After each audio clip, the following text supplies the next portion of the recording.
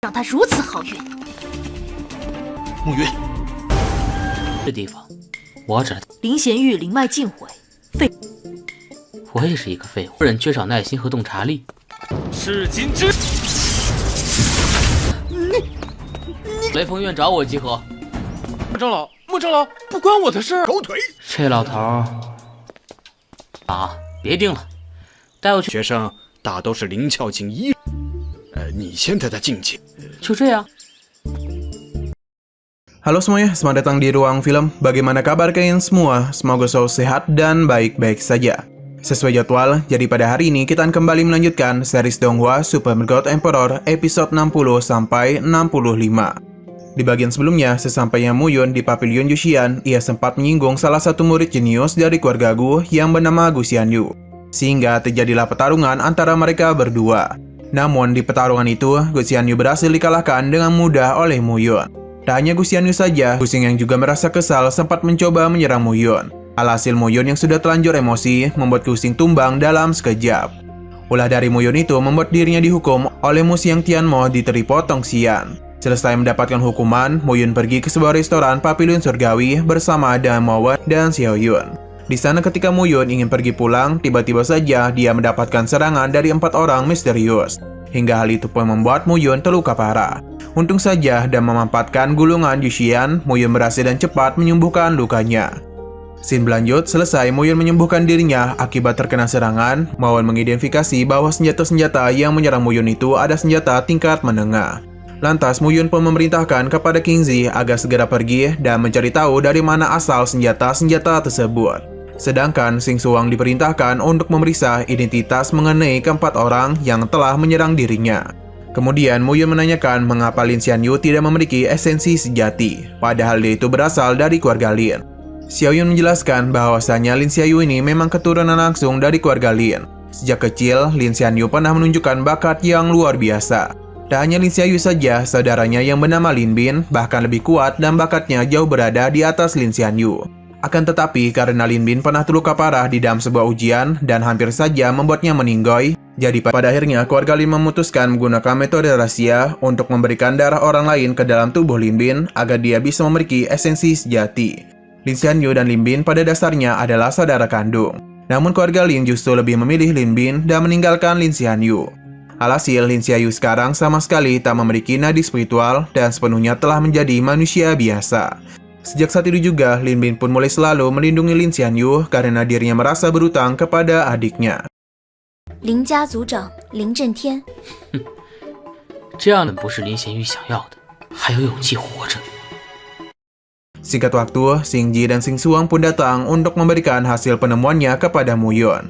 Xing Ji melaporkan kalau pedang yang sebelumnya yang digunakan oleh para penyerang berhasil ditemukan di kediaman keluarga Mu. Xing Suang juga memberitahu kalau 4 orang yang sebelumnya menyerang Muyun semuanya dulu berasal dari keluarga Mu, dan sekarang mereka itu telah diusir oleh selir atau nyonya kedua. Pada keesokan harinya, Muyun langsung pergi menghampiri Mu Xingyu di ruangannya dan berniat ingin memberikan pertanyaan kepada ayahnya. Mu Xingyu pada saat itu sempat merasa sangat senang karena ia mendengar Muyun memanggil dirinya dengan sebutan ayah. Kemudian Muyun pun bertanya mengenai otoritas yang dimiliki dirinya di keluarga Mu sebagai pemimpin muda. Mu Xingyu menjelaskan selama yang dilakukan oleh Muyun tidak menyimpang, maka Muyun bisa menggunakan otoritas kekuasaannya sesuka hatinya. Setelah mendapatkan penjelasan dari Mu Xingyu, Muyun langsung berpamitan kepada ayahnya. Dan dia itu pergi menghampiri kediaman nyonya kedua keluarga Mu. Sampai di sana, Muyun sempat dihentikan oleh 2 penjaga. Akibatnya, penjaga itu langsung dipukul oleh Xing Suang. Setelah itu, Muyun dan kedua pengawalnya langsung menerobos masuk ke dalam. Di sana, Muyun sempat mendengarkan percakapan nyonya kedua dengan Mu Xing Tian yang membuktikan kalau mereka berdualah dalang di balik penyerangan Muyun. Melihat kedatangan Muyun, tanpa pikir panjang lagi, Mu Xing Tian langsung mencoba menyerangnya. 让他如此好运。暮云， Namun serangan itu sama sekali tak mampu menghancurkan pertahanan dari Muyun. Lalu Muyun memerintahkan Xing Suang dan Xing Ji untuk menangkap Mu Xing Tian. Muyun mengatakan kalau dirinya akan membalaskan dendamnya kepada Mu Xing Tian.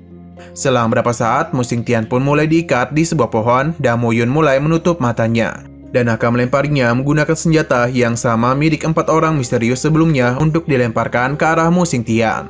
Jika Mu Xing Tian berhasil selamat dari lemparannya, maka Muyun bersedia untuk memaafkan kesalahannya. Selesai melemparnya, lemparan Mo Yun itu tak berhasil membuat Mu Xingtian meninggoy. Namun lemparannya sedikit membuat Mu Xingtian terluka. Alhasil, sesuai dengan janji, Mo Yun itu langsung memaafkan kesalahan nyonya kedua dan langsung pergi dari tempat ini. Perlu diketahui, Mu Yun ternyata sengaja meresetkan lemparannya karena tujuannya hanyalah memberikan pelajaran saja dan tidak ingin menghabisi Mu Xingtian. Saat kembali ke kediamannya, Mu Yun memerintahkan Xing Shuang dan Xing Ji untuk mencari tahu tempat di mana Lin Xianyu sering kunjungi. 这地方，我只林贤玉灵脉尽毁，废。我也是一个废物，人缺少耐心和洞察力。 Kembali ke kediaman nyonya kedua. Terlihat dia itu menjadi sangat emosi karena melihat pelakuan dari Mu Yun yang membuat seluruh tubuh Mu Xingtian ditutupi oleh kain perban. Mu Xingtian mengaku sangat takut dengan Mu Yun. Ia juga berpikir alangkah baiknya agar memberikan posisi pemimpin muda kepada Mu Yun saja, karena tak ada buruknya jika membiarkan Mu Yun menjadi pemimpin muda. Mendengar ucapan demikian, nyonya kedua justru bertambah emosi. Ia mengatakan kalau Mu Yun tidaklah layak menjadi pemimpin muda. Di waktu yang sama, ucapan nyonya kedua terdengar oleh Mu Xingyu yang baru saja tiba. Lantas dengan penuh amarah, Mu Xingyu langsung mencekik nyonya kedua sambil memperingatinya agar tidak mengganggu Mu Yun lagi. Jika nyonya kedua tetap melakukan hal yang sama, Mu Xingyu berjanji akan menghabisinya. Sebelum pergi dari sana, Mu Xingyu sempat memberikan sebuah pil pemulih tulang untuk menyembuhkan luka Mu Xingtian. Di sisi lain, di lembah guntur, ketika Mu Yun sedang berlatih, Xing Ji pun datang untuk melaporkan kalau Lin Xianyu akan tiba di Pavilion Surgawi pada sore nanti. Di Pavilion Surgawi, terlihat seorang pria bernama Meng Guliang sedang bersama Lin Xianyu yang sedang mabuk-mabukan. Di sana, Meng Guliang pun berusaha memanfaatkan Lin Xianyu dengan tujuan untuk melakukan kerjasama. Meskipun Lin Xianyu pada saat itu sedang mabuk, ia tahu betul kalau Meng Guliang hanya ingin membodohinya dan memanfaatkan dirinya. Karena niatnya yang sudah diketahui oleh Lin Xianyu, Meng Guliang pun sempat berniat untuk menghabisinya. 合作，这种拉上我，还是神。既然如此，会有这一日，动手吧。 Akan tetapi, upaya itu tiba-tiba saja digagalkan dengan cepat oleh Xing Ji yang baru saja tiba bersama Mu Yun. Melihat kedatangan Mu Yun, Lin Xianyu pun langsung menanyakan kepadanya mengenai tujuannya datang kemari. Mu Yun mengatakan bahwa kedatangannya bertujuan untuk menyelamatkan Lin Xianyu karena jika orang seperti Lin Xianyu meninggoy begitu saja, maka sama saja benua Tianyun akan kehilangan satu praktisi kuat yang terkenal. Merasa dirinya terancam dan juga tak bisa melakukan perlawanan, Meng Guliang pun bergegas melarikan diri dari tempat itu. 杀不了他，像是人倒是不是。 Mu Yun kemudian memberitahu Lin Xianyu kalau dirinya bisa membuat dirinya menjadi salah satu orang yang paling terkenal dan berkuasa di seluruh benua Tianyun. Mendengar ucapan Mu Yun, Lin Xianyu justru tak percaya dengannya. Karena menurutnya, ucapan Mu Yun begitu tak masuk akal. Lantas, Xing Ji pun memberitahu bahwa Mu Yun dulunya sama seperti Lin Xianyu yang dijuluki sebagai sampah. Akan tetapi, hanya dalam waktu 1 tahun, Mu Yun itu berhasil menerobos ke ranah celah spiritual. Penjelasan dari Xing Ji pun membuat Lin Xianyu tersadar dan mulai mempercayai setiap perkataan dari Mu Yun. Kemudian Mu Yun langsung mencoba memeriksa sesuatu di lengan Lin Xianyu. Dan ia memberitahu bahwa Lin Xianyu memang layak menjadi jenius karena memiliki dasar yang bagus. Dengan kualifikasi Lin Xianyu, Mu Yun mengatakan kalau ia bisa membuatnya melangkah ke ranah celah spiritual hanya dalam waktu sebulan. Mu Yun juga bersedia membantu Lin Xianyu dengan satu syarat, yakni dia itu harus menjadi pengawal pribadi Mu Yun selama 3 tahun. Sesudah itu, Lin Xianyu pun menyetujui persyaratannya. Mu Yun menjelaskan keadaannya mengenai nadi spiritual yang merupakan pondasi dasar untuk menerobos kultivasi. Alasan Lin Xianyu tidak bisa berkultivasi adalah karena ada sebuah nadi spiritual yang berbeda dari praktisi biasa di dalam tubuh Lin Xianyu. Mu Yun memberitahu bahwa dulu ada seorang yang terlahir seperti Lin Xianyu. Namun orang itu kehilangan nadi spiritualnya karena dikejar-kejar oleh musuh-musuhnya. Meskipun begitu, dengan sebuah ketekunan yang luar biasa, orang itu berhasil membuat serangkaian metode kultivasi dan kekuatannya 100 kali lebih kuat daripada sebelumnya. Kultivasi yang digunakan orang itu disebut teknik nadi dewa penempa surgawi. Latihan kultivasi itu bisa memulihkan nadi spiritual seseorang, dan semakin dalam kultivasinya, maka semakin kuat juga nadi spiritualnya. Setelah menjelaskan, Mu Yun langsung memberikan sebuah gulungan pertama teknik nadi dewa kepada Lin Xianyu untuknya berlatih. 现在，我传你逆天神脉，你要突破到灵窍境，都作废。 Pada keesokan harinya, Mu Yun mulai berkunjung ke Akademi Qixuan. Diketahui kalau setiap aula di akademi memiliki masing-masing ketua, dan dinamai berdasarkan emas, kayu, air, api, tanah, angin, dan guntur. Muyun juga sudah membulatkan keputusannya untuk bergabung dengan salah satu aula, yakni Aula Leifeng. Perlu diketahui, Aula Fengxian dan Aula Leifeng adalah dua aula yang berdiri di luar dari 5 kekuatan utama dan keluarga kerajaan. 宗复杂，我知道自己该怎么做，没想到又回到。 Saat ingin masuk ke akademi, tiba-tiba saja ada seseorang yang sedang mengendari kereta milik pangeran ke-9 bernama Huang Sanyu yang sedang melaju kencang dan menyuruh Muyun untuk menyingkir. Karena Muyun tak minggir juga, kereta itu pun mulai menambahkan kecepatannya dan berniat untuk menabrak Muyun. Alhasil Muyun pun langsung melepaskan sebuah serangan yang membuat kereta itu terjatuh. Huang Sanyu yang juga terjatuh dari kereta menjadi sangat emosi, sehingga ia pun langsung menyerang Muyun. Tak tinggal diam saja, Muyun segera menghancurkan serangan itu dan melanjutkannya dan menyerang Huang Sanyu. 是金之。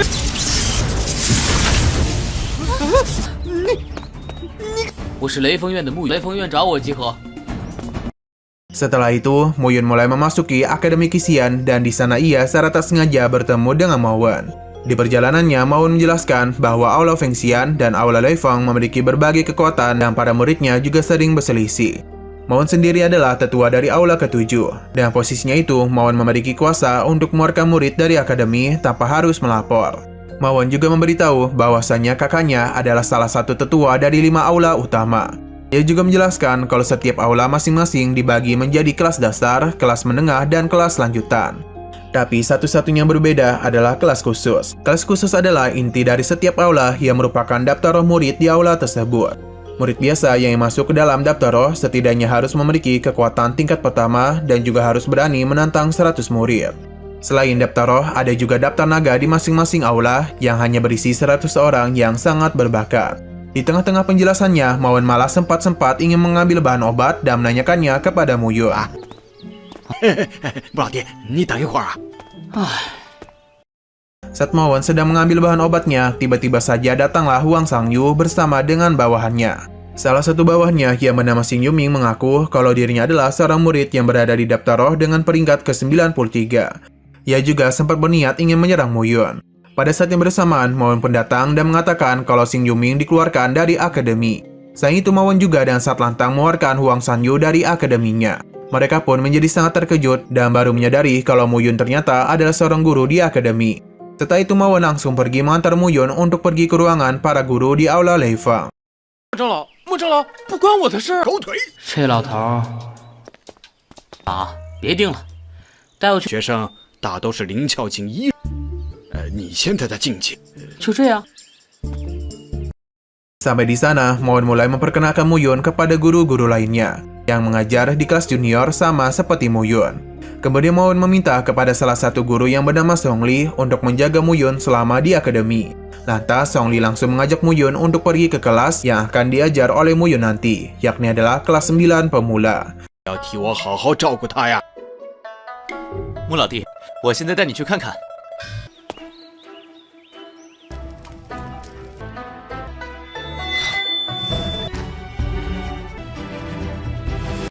Di sisi yang berbeda, terlihat terjadi sebuah perdebatan dan pertikaian di antara kelas 9 dan kelas 10.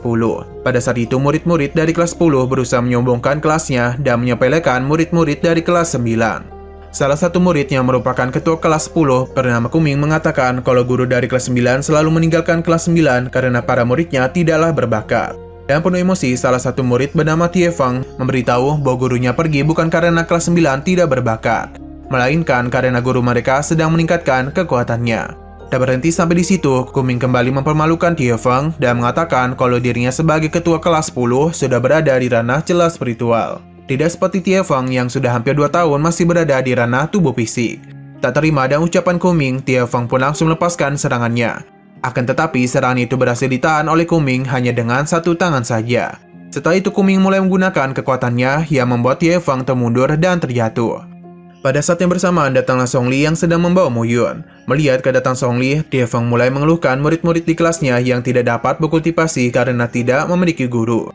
Lantas Songli pun memberitahu bahwa kelas 9 sekarang akan memiliki guru baru yaitu Muyun. Para murid kelas 10 pada saat melihat Muyun, mereka semua beranggapan kalau Muyun tidak memiliki kualifikasi karena usianya yang masih berada di bawah 20 tahun. Kemudian Muyun langsung pergi mendekati murid-murid kelas 9 dan mulai memperkenalkan dirinya. Tak habis-habisnya mempermalukan Tiefeng, Kuming kembali mengatakan kalau Muyun tidak akan dapat bertahan lama untuk mengajar di kelas 9. Setelah itu Kuming juga menantang Tiefeng untuk bertarung dengan sebuah taruhan. Selama Tiefeng bisa mengalahkan Kuming, maka dirinya bersedia memanggil Tiefeng dengan sebutan ayah. Akan tetapi, jika Tiefeng kalah, maka dia itu harus berlutut dan mengatakan kalau dirinya adalah sampah sebanyak 3 kali. Dan Tiefeng juga harus keluar dari kelas 9. Mendatangkan itu, Tiefeng pada awalnya sempat merasa ragu. Hingga pada akhirnya, tiba-tiba saja Muyun mewakili Tiefeng untuk menerima tantangan tersebut. Pada saat itu, Tiefeng merasa overthinking dan mengaku kalau dirinya bukanlah lawan yang sepadan bagi Kuming. Lantas, Muyun berusaha menenangkannya, dan diam-diam mulai menyalurkan kekuatannya dan menempuk pundak Tiefeng. Muyun juga mengatakan kalau Tiefeng tidak perlu khawatir dan dia itu hanya perlu bermeditasi serta meningkatkan keterampilan intersepsi yang telah dipelajarinya saja. Atas saran dari Muyun, Tiefeng pun segera bermeditasi dan tiba-tiba saja dia itu berhasil menerobos ke ranah celah spiritual tingkat 1.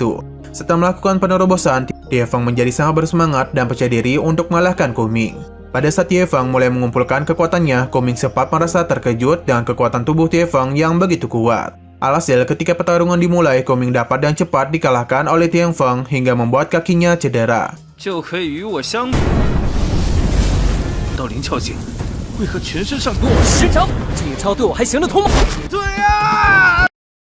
Setelah berhasil mengalahkan Kuming, Tiefeng memberitahu bahwa mulai sekarang peringkat 99 di daftar roh bumi adalah miliknya, dan bukan lagi milik Kuming. Nah, sayang sekali episodenya harus bersambung dulu. Oke, sekian dulu pada video kali ini. Untuk video selanjutnya akan segera hadir. Jadi bagi kalian yang mengikuti series ini, langsung saja klik subscribe dan aktifkan loncengnya. Terima kasih yang sudah menonton video sampai habis. Jika kalian suka pada video ini, klik like dan share ke teman-teman kalian tentang channel ini. Dan ditunggu aja kelanjutannya. Oke, sampai jumpa di video selanjutnya.